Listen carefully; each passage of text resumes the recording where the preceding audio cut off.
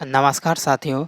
हमने पिछले क्लास में अशांत दशमलव संख्या तक पढ़ लिए थे, यानी नॉन टर्मिनेटिंग डेसिमल नंबर। यहाँ तक हमने पढ़ लिए थे। अशांत दशमलव दो प्रकार का होता है, एक अशांत आवर्ती और एक होता है अशांत अनावर्ती। अशांत आवर्ती को नॉन टर्मिनेटिंग रिपीटिंग बोलते हैं और इसे नॉन टर्मिनेटिंग नॉन रिपीटिंग बोलते हैं। अशांत आवर्ती को परमेय संख्या कहते हैं और अशांत अनावर्ती को अपरमेय संख्या कहते हैं। यानी परमेय संख्या की उत्पत्ति हम ये बोल सकते हैं कि अशांत आवर्ती से होता है और अपरमेय का उत्पत्ति अशांत अनावर्ती से होता है। यहाँ तक हमने पढ़ लिए थे पिछले क्लास में। अब देखिए, इसके आगे देखते हैं पूर्णांक। चूँकि डेसिमल को अब ख़त्म कर दिए हैं, अब पूर्णांक के बारे में जानते हैं कि पूर्णांक क्या होता है। तो आप पूर्णांक के बारे में थोड़ा बहुत जानते होंगे, तो चलिए हम बताते हैं। जो नहीं जानते हैं उनके लिए महत्वपूर्ण क्लास होने वाला है पूर्णांक। तो पूर्णांक बेसिकली दो प्रकार का होता है। पूर्णांक दो प्रकार का होता है, एक ऋणात्मक पूर्णांक और धनात्मक पूर्णांक। तो आप हेडिंग दीजिएगा पूर्णांक यानी इंटीजर। ये दो प्रकार का होता है, एक होता है धनात्मक पूर्णांक और एक होता है ऋणात्मक पूर्णांक।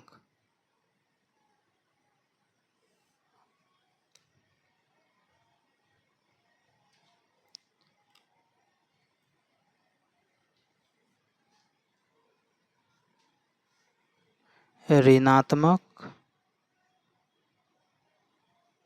पूर्णांक एक होता है धनात्मक भी बोल सकते हैं, लेकिन अऋणात्मक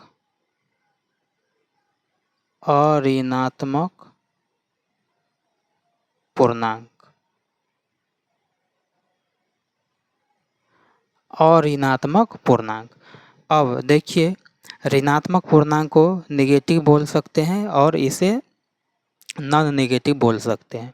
ठीक, ऋणात्मक पूर्णांक चालू होगा माइनस से, यानी मान लेते हैं डॉट डॉट डॉट -4 -3 -2 -1, यहाँ तक होगा ऋणात्मक, जिसमें नेगेटिव से चालू हो। और अऋणात्मक में क्या होगा, यहाँ जीरो से स्टार्ट होगा, जीरो होगा, एक होगा, दो होगा, तीन होगा, चार होगा, डॉट डॉट डॉट। बस यही महत्वपूर्ण है। गौर से देखिए, तो पूर्णांक दो प्रकार का, ऋणात्मक और ऋणात्मक। ऋणात्मक में केवल ऋणात्मक संख्या होगा और ऋणात्मक में जीरो भी शामिल होगा। एक चीज़ में गौर कीजिए, और ऋणात्मक संख्या में कि जीरो से स्टार्ट होता है, लेकिन जब जो संख्या जीरो से स्टार्ट होता है उसे कौन सा संख्या कहते हैं, तो बोलिएगा जो जीरो से स्टार्ट हो उसे होल नंबर यानी पूर्ण संख्या कहते हैं। क्या कहते हैं? पूर्ण संख्या। तो क्या इसे हम पूर्ण संख्या कह सकते हैं? तो आप लिखिएगा इसे पूर्ण संख्या होल नंबर, पूर्ण संख्या यानी होल नंबर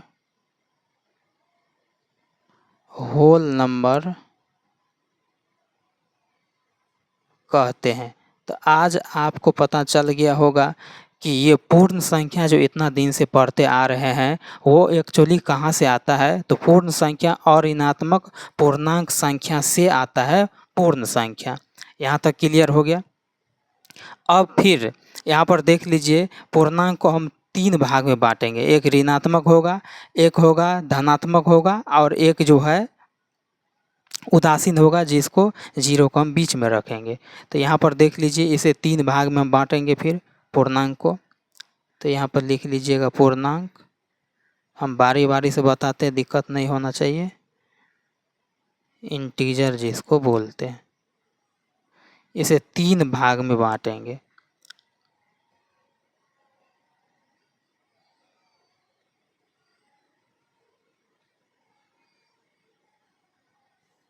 इसे तीन भाग में बांटेंगे। एक होगा ऋणात्मक पूर्णांक, एक होगा धनात्मक, अब होगा धनात्मक पूर्णांक। यहाँ पर क्या होगा? उदासीन। जो नेगेटिव और पॉजिटिव नहीं होता है। उदासीन, उदासीन में क्या आ जाएगा? जीरो। ये जीरो देख रहे हैं, ये नेगेटिव पॉजिटिव नहीं होता है। धनात्मक में अब यहाँ से होगा 1 होगा, 2 होगा, 3 होगा, 4 होगा, 5 होगा, डॉट डॉट डॉट। और नेगेटिव में जानते हैं -4, -3, -2, -1, यानी इधर से डॉट होगा। अब एक चीज़ गौर कीजिए, यहाँ पर क्या गौर करना है, बहुत महत्वपूर्ण यहाँ पर बातें निकल कर आ रहा है। अगर पूर्णांक को हम यहाँ पर 3 भाग में, 3 कैटेगरी में बांट दिए हैं, तो एक ऋणात्मक हो गया, एक धनात्मक हो गया, एक उदासीन हो गया। तो गौर से देखिए, अगर यहाँ पर हम यहाँ पर देख लीजिए, अऋणात्मक में जीरो था तो पूर्ण संख्या हो गया, और जैसे ही जीरो को हम बाहर कर दिए हैं, यानी धनात्मक संख्या जैसे हम बनाए अऋणात्मक को, तो यहाँ पर गौर से देख लीजिए, तो 1 2 3 4 5 यानी 1 से स्टार्ट हो रहा है, यानी गिनती की ये संख्या है। और गिनती की संख्या को ही नेचुरल नंबर बोलते हैं। क्या बोलते हैं? Natural number.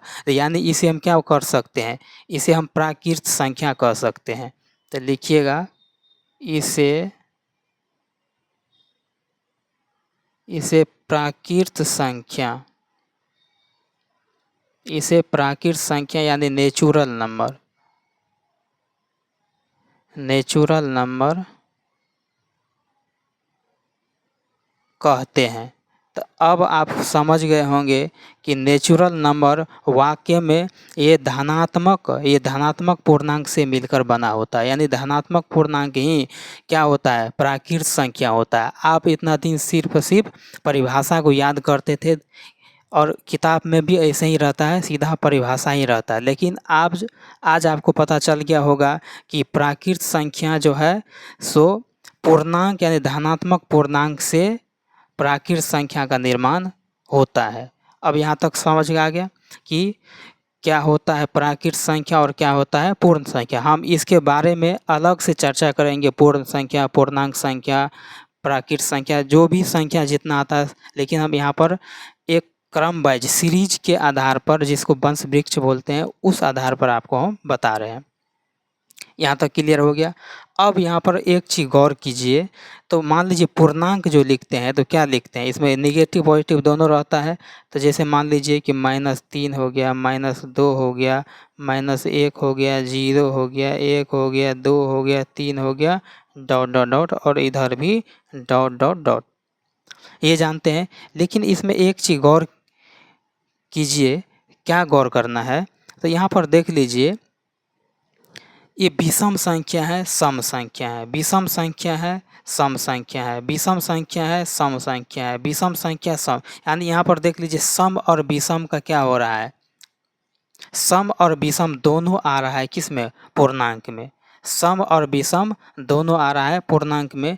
तो हम एक चीज़ कह सकते हैं कि पूर्णांक सम संख्या और विषम संख्या के मिश्रण से, यानी इन दोनों को मिलने से ही पूर्णांक संख्या का निर्माण हुआ है। तो पूर्णांक को अब फिर 2 भाग में बांटेंगे, एक सम संख्या और दूसरा विषम संख्या। ओके,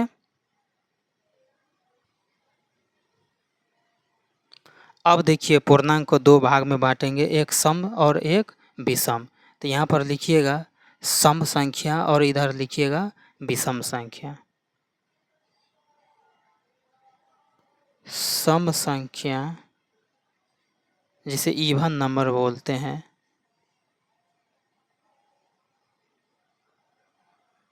इवन नंबर, और दूसरा लिखिएगा विषम संख्या।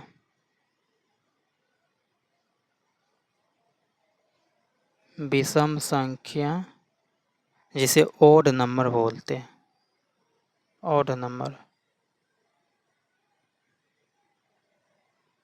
ओके, अब देखिए सम संख्या और विषम संख्या के बारे में आप बहुत पहले से जानकारी आपके बारे में, इसके बारे में होगा कि सम क्या बोलते हैं और विषम क्या होता है। सम संख्या उसे कहते हैं जो 2 से पूरा पूरा भाग लग जाता है। तो लिखिएगा जो 2 से पूर्णतः विभाजित हो जाता है उसे सम संख्या कहते हैं। और जो 2 से विभाजित नहीं होता है उसे विषम बोलते हैं। जो 2 से विभाजित नहीं होता है उसे हम विषम संख्या कहते हैं। यहाँ तक क्लियर हो गया। अब सम संख्या का जो फॉर्मेट इसका होता है वो 2n के फॉर्मेट में होता है। चूँकि सम संख्या तो समझते होंगे, आपके बच्चा का ये सवाल होता है, बहुत पहले हम याद किए हैं, लेकिन ठीक है। लेकिन यहाँ पर कुछ अलग होने वाला है। क्या होने वाला है? तो इसका फॉर्म जो होता है 2n का फॉर्म होता है। इसका फॉर्म होता है 2n का, यानी 2 में किसी भी n यानी नंबर से हम गुना कर देंगे तो क्या होगा? सम होगा। और इसका जो फॉर्म होता है 2 होता है। एक होता है 2n + 1 और एक होता है 2n - 1। अब इन दोनों के बारे में डिटेल से आपको हम बताते हैं कि इन दोनों में फ़र्क क्या होता है और ये क्या होता है। यानी सम संख्या में ये क्या होगा और विषम में ये क्या होगा, दोनों का मतलब क्या है। तो 2n का मतलब होता है कि मान लीजिए यहाँ पर किसी का औसत निकालना है, माध्य मान निकालना है, तब इसका क्या सम संख्या यानी 2n का फॉर्म में होना बहुत ज़रूरी है। यानी अगर आपको 2n का फॉर्म याद है तो ज़रूर आप बना लीजिएगा। मान लीजिए कि कोई संख्या मान लो 35 है, ठीक है। कोई संख्या मान लीजिए 35 है और इसका कौन सा पद जो होता है माध्य मान होगा, तो इसमें क्या कर देंगे? 2 से गुना कर देंगे तो क्या हो जाएगा? इसका माध्य मान हो जाएगा, यानी औसत हो जाएगा, बीच का मान हो जाएगा। इसे हम बाद में पढ़ेंगे, पहले इसको पढ़ लेते हैं। ये 2n + 1 जो देख रहे हैं, अगर सम संख्या में 1 जोड़ देंगे तो विषम हो जाएगा और सम संख्या में अगर 1 को घटा देंगे तो पर भी विषम हो जाएगा। इतना बात जानते हैं। अब यहाँ पर देख लीजिए कि 2n - 1 ये वाला जो देख रहे हैं 2n - 1, ये बहुत इम्पोर्टेंट है। ये जो होता है ये nवीं संख्या निकालने के लिए होता है। ये क्या होता है? nवीं संख्या निकालने के लिए होता है। इसे समझिए। 2n - 1 यह nवीं संख्या ज्ञात करने के लिए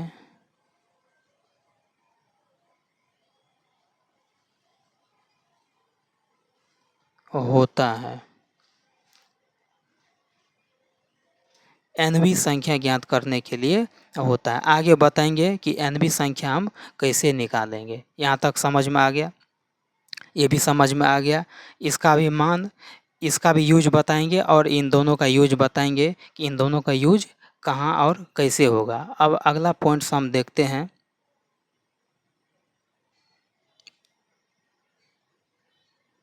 सम संख्या में ये जो 2n का जो फॉर्मेट होता है, इसका मतलब इसमें 2 का गुणज है। अगर 2 का गुणज है तो इसका मतलब कोई भी संख्या लेंगे सम संख्या, उसमें 2 से ज़रूर गुना होगा। अब देखिए इसमें उदाहरण के लिए जैसे मान लीजिए कोई भी प्राकृत संख्या हम यहाँ पर ले लेते हैं। प्राकृत संख्या पहले फॉर्मेट बता देते हैं। प्राकृत संख्या में क्या लेंगे? 1 लेंगे, 2 लेंगे, 3 लेंगे, डॉट डॉट डॉट। अब यहाँ पर पूर्ण संख्या भी ले सकते हैं, n के जगह पे पूर्ण संख्या भी ले सकते हैं। ये सारा का सारा मान अगर बैठाइएगा, जैसे 0 हो गया, 1 हो गया, 2 हो गया, 3 हो गया, डॉट डॉट डॉट, यानी n का मान ये सब का सब बैठा सकते हैं। तो क्या हो जाएगा? ये सब का सब क्या होगा? सम संख्या होगा। आपको समझ में नहीं आया होगा कि हम बताना क्या चाहते हैं, तो चलिए हम आपको एक सवाल से बताते हैं। मान लीजिए एक क्वेश्चन है यहाँ पर कि यदि n बराबर 5 है सवाल देखिए, बहुत बढ़िया सवाल है। तो सम संख्या का मान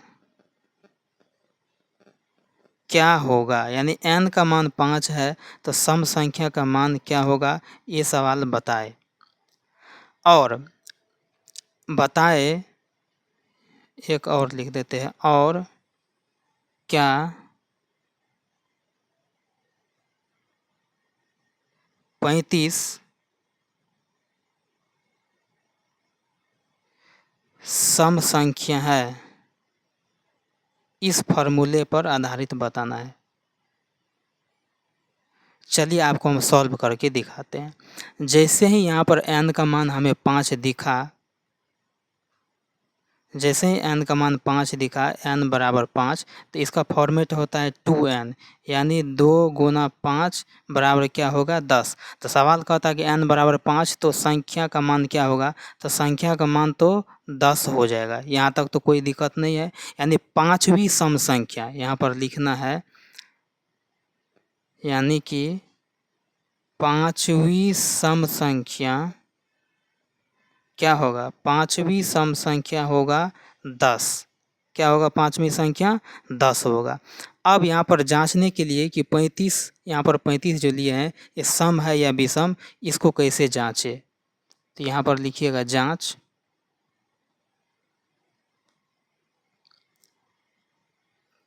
पैंतीस सम है या नहीं। चूँकि 2n बराबर 35 हम लेते हैं, तो यहाँ पर n का मान जो निकालेंगे तो क्या होगा, 35/2 यानी 17.5। अब बताइए ये सम संख्या कभी होगा, ये सम संख्या कभी होगा, तो बोलिएगा ये सम संख्या कभी नहीं होगा। क्योंकि n क्या होना चाहिए, पूर्णांक होना चाहिए। n का मान क्या होना चाहिए, पूर्णांक। n का मान क्या होना चाहिए, पूर्णांक, यानी इंटीजर में होना चाहिए। तो ये क्या है, डेसिमल में आ गया, ये इंटीजर में नहीं है, तो क्या होगा, ये सम संख्या नहीं होगा। लिखिएगा, चूँकि n एक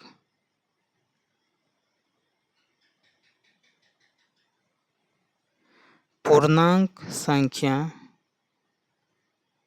होना चाहिए,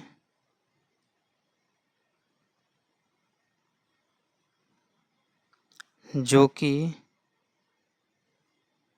नहीं है, अतः 35 एक सम संख्या नहीं है। अब आपको सारा बात समझ में आ गया होगा कि यहाँ पर जो ऊपर से हम सम संख्या पढ़ते आ रहे हैं, ये सम संख्या का मतलब क्या होता है। यहाँ से सम संख्या इवन नंबर जो 2 से पूर्णतः विभाजित होता है, इसका फॉर्मेट 2n होता है। यहाँ पर n का मान हम प्राकृत संख्या भी ले सकते हैं, पूर्ण संख्या भी ले सकते हैं, कोई भी पूर्णांक संख्या भी ले सकते हैं। सवाल यहाँ पर था n का मान 5, तो इसका मान क्या होगा, यहाँ पर पाँचवीं संख्या क्या यहाँ पर हो गया 10। क्या 35 सम है या विषम, आपको जांच करके हम सब कुछ बता दिए। अब यहाँ पर देख लीजिए, अब हम विषम संख्या के बात करते हैं बारे में। तो विषम संख्या में जानते हैं कि दो लगातार विषम संख्या के बीच का अंतर 2 होता है। कितना होता है, 2 होता है। दो लगातार विषम संख्या के बीच का अंतर 2 होता है। तो मान लीजिए यहाँ पर हम अगर n का मान हम 0 रख दे, तो 2 को 0 से गुना करेंगे तो क्या होगा, मान लीजिए सपोज कीजिए कि 2n + 1 का फॉर्मेट हम रखते हैं, और इधर रखते हैं 2n - 1 का। यहाँ पर अगर n बराबर 0, 1, 2, यहाँ पर n बराबर 1, 2, 3, अगर इन दोनों को बिठाते हैं तो देखिए क्या क्या सब होता है। अगर n का मान यहाँ पर 0 रखेंगे तो 2 गुना 0 + 1 बराबर क्या होगा, 1 होगा। n बराबर 1 रखेंगे तो 2 गुना 1 + 1 क्या होगा, 3 होगा। तो देख लीजिए दो लगातार विषम का अंतर क्या है, यहाँ पर 2 आ रहा है, यहाँ पर देख लीजिए, अगर n का मान 1 रखेंगे तो 2 गुना 1 माइनस 1 बराबर क्या होगा 1। अगर n का मान 2 रखेंगे तो क्या होगा 2 गुना 2 माइनस 1, तो क्या होगा 2 दूनी 4, 4 में से 1 घटा तो 3। तो यहाँ पर देख लीजिए, यहाँ पर भी कितना का अंतर आ रहा है, 2 का अंतर आ रहा है। तो 2 लगातार विषम संख्या के बीच का अंतर कितना होता है, 2 होता है। तो इस परिभाषा से हमको ये बात का प्रूफ ये पता चल गया कि 2 लगातार विषम संख्या के बीच का अंतर, यहाँ पर लिख सकते हैं 2 लगातार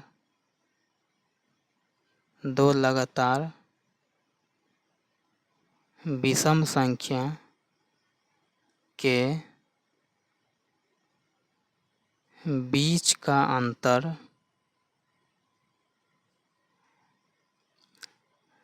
2 होता है।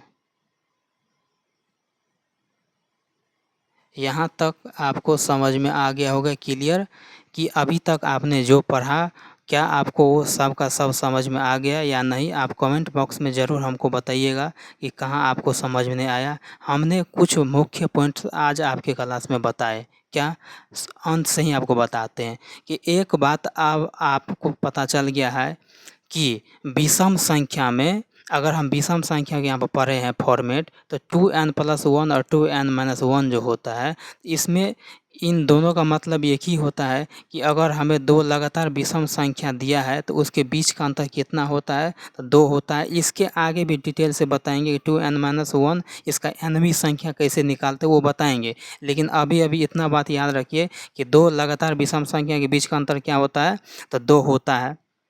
अगर सम संख्या में यहाँ बात करेंगे तो अगर मान लीजिए कोई n का मान दिया है, बोलेगा कि इसका इतना, जैसे मान लीजिए n 5वीं संख्या का मान क्या होगा 10। यहाँ पर छोटा संख्या, अगर मान लीजिए कोई बड़ा संख्या दे दे 100वीं संख्या या 500वीं संख्या कितना होगा, तो इसमें 2 से गुना कर देंगे तो ये पता चल जाएगा आपको, आप निकाल सकते हैं आसानी से। हमने आपको पूर्ण संख्या, पूर्णांक संख्या, इन सब की संख्या के बारे में आपको बता दिया। आपको समझ में अगर नहीं आएगा तो दोबारा इस वीडियो को ज़रूर देख लेना, आपको समझ में आएगा ही आएगा। तो चलिए अब इस क्लास को यहीं समाप्त करते हैं। इससे आगे अब नेक्स्ट वीडियो लेकर आएंगे। तो आप कमेंट बॉक्स में बताइएगा कि आपको समझ में आया और कहाँ पर आपको दिक्कत है। Thank you.